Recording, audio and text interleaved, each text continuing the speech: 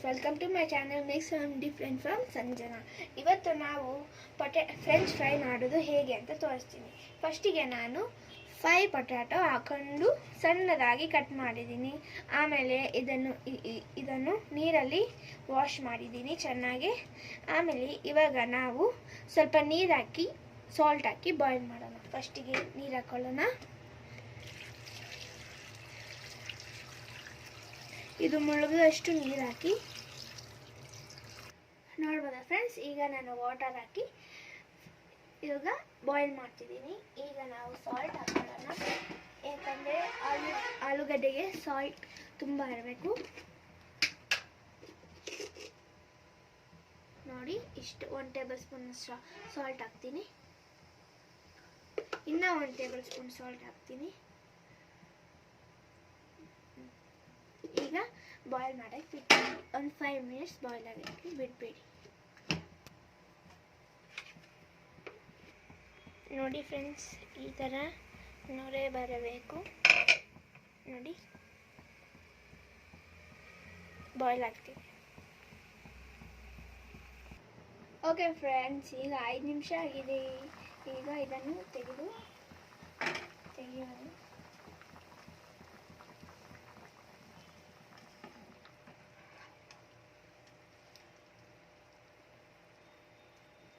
ಇದನ್ನು ತೆಗೆದು ಒಂದು ಬಟ್ಟೆಗೆ ಹಾಕಿಕೊಳ್ಳೋಣ. ಯಾಕಂದರೆ ನೀವು ಆಯಿಲಲ್ಲಿ ಬಿಡುವಾಗ ಇದರ ವೆಟ್ನೆಸ್ ಇದ್ದರೆ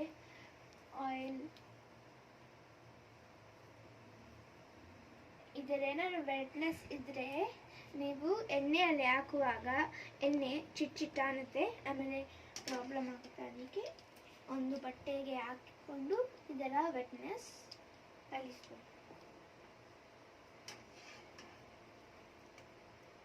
ಫ್ರೆಂಡ್ಸ್, ಇದರ ದೂರ ಮಾಡಿ ಇದರ ವೆಟ್ನೆಸ್ ಅನ್ನು ಡ್ರೈ ಮಾಡೋಣ.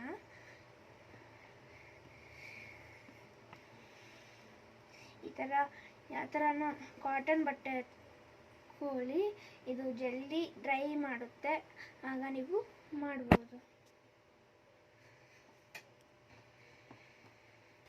ಹೀಗೆ ಒಂದು ಪಾತ್ರೆಗೆ ಎಣ್ಣೆ ಹಾಕೊಂಡು ಪೊಟ್ಯಾಟೊವನ್ನು ಕರಿಯೋಣ. ಮೊದಲಿಗೆ ಇಷ್ಟು ಸ್ವಲ್ಪ ತಗೊಂಡು ಎಣ್ಣೆಗೆ ಹಾಕೊಳ್ಳೋಣ. ಅದು ಮೇಲೆ ಬರುತ್ತಲ್ಲ, ಆಗ ಗೊತ್ತಾಗುತ್ತೆ ಎಣ್ಣೆ ಫುಲ್ಲಿ ಬಾಯ್ಲ್ ಆಗಿದೆ ಅಂತ. ಈಗ ನೋಡಿ ಫ್ರೆಂಡ್ಸ್, ಈ ಥರ ಇದೆ. ಈಗ ನಾವು ಪೊಟ್ಯಾಟೊ ಹಾಕೋಣ.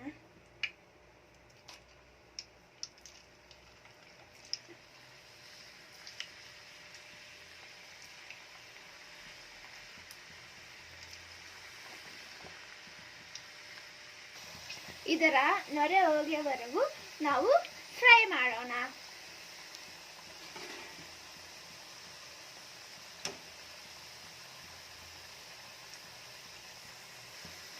ಈ ಥರ ಮನೇಲೇ ಮಾಡ್ಕೊಂಡು ತಿನ್ಬೋದು. ಸುಮ್ಮನೆ ಆಚೆ ಕಡೆ ಹೋಗಿ ಮನಿ ವೇಸ್ಟ್ ಆಗುತ್ತೆ. ಅದರಿಂದ ನಾವು ಸಿಂಪಲ್ 20 ಮಿನಿಟ್ಸ್ ಇರೋದು 30 ಮಿನಿಟ್ಸ್ ಆಗುತ್ತೆ ಅಷ್ಟೇ. ಅದು ಪ್ರಿಪೇರ್ ಮಾಡೋಕ್ಕೆ ತುಂಬ ಈಸಿ ಮೆಥಡಲ್ಲಿ ಮಾಡಿ ತೋರಿಸಿದ್ದೀನಿ.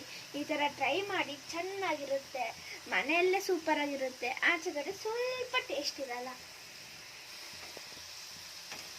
ನೋಡಿ ಫ್ರೆಂಡ್ಸ್, ಎಷ್ಟು ಗರಿಯಾಗಿ ಬರ್ತದೆ ನೋಡಿ.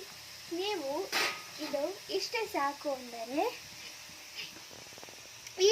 ಈ ಪೊಟ್ಯಾಟೊಗಳನ್ನು ಫ್ರಿಜ್ಜಲ್ಲಿ ಇಟ್ಕೊಂಡು 20 ಡೇಸ್ ಯೂಸ್ ಮಾಡ್ಬೋದು. ಏನೂ ಆಗಲ್ಲ.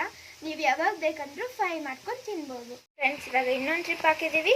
ಇಲ್ಲಿ ನೋಡಿ, ಇಲ್ಲಿ ಆಲ್ರೆಡಿ ಫ್ರೈ ಆಗಿರೋದಿದೆ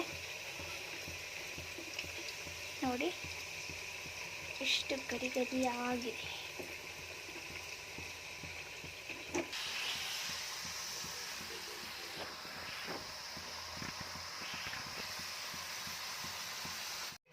ಈಗ ನಮ್ಮ ಫ್ರೆಂಚ್ ಫ್ರೈ ರೆಡಿ ಆಗಿದೆ ಸರ್ವ್ ಮಾಡೋಕ್ಕೆ.